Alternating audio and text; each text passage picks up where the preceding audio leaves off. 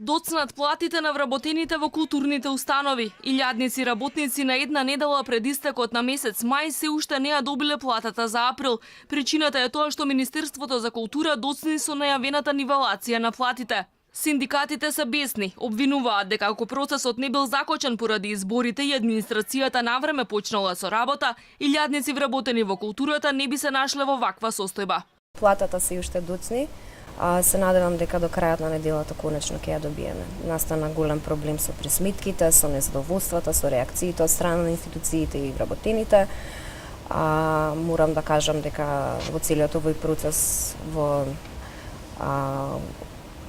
огромен дел потврли и Министерството за култура, односно службите кои што навремено не ги завршија сите тие работи со присметки, но се надеваме дека и платата до крајот на неделата ќе ја добиеме. Со нивелацијата треба да се изедначат, на пример, примањата на актер во Драмски театар во Скопје со оној во Струмички театар, или пак иста сума да земаат видеотехничари во Кинотека на Македонија и Младенски културен центар од Битола.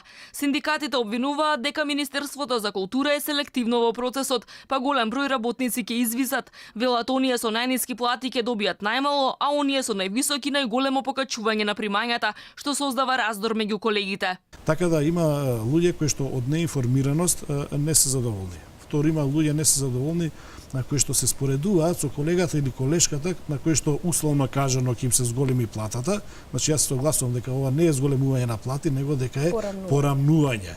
И тоа тие колеги години и години па и децени уназад биле обесправени затоа што земале многу пониска плата во однос на сродните или исти установи во други градови кои што земале повисока плата.